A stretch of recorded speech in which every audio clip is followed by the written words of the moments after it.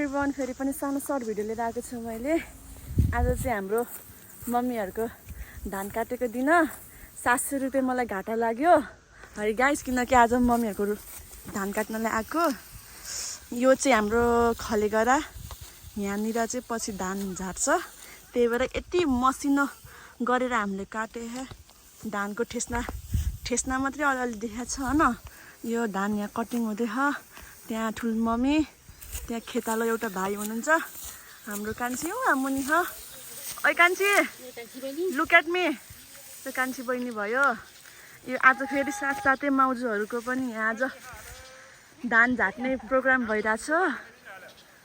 हजुर, धान काट्ने बोक्ने अनि ढुङ्गामा झट्ट हान्ने हो। यहाँ चाहिँ थ्रेसर लाउने चलन छैन।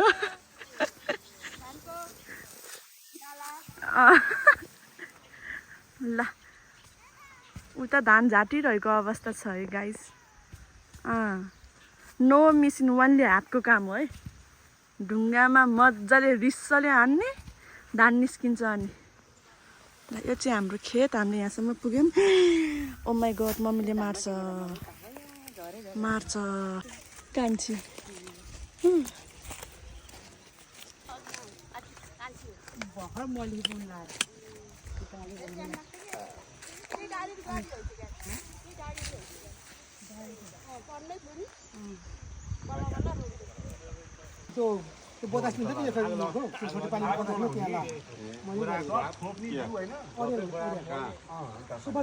किरा छ अलि किरा त हुन्छ कि भन्नु परेन।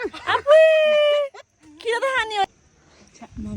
कस्तो अनुहार छ मेरो, देखाइ दियो नालाई म अमिलो सधैँ खाने हो। अमिलो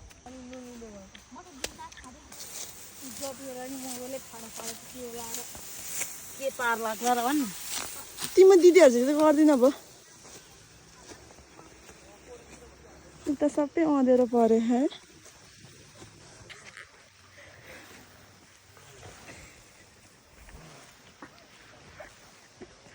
भिडियो बनाउने भ्याइस्या हेर।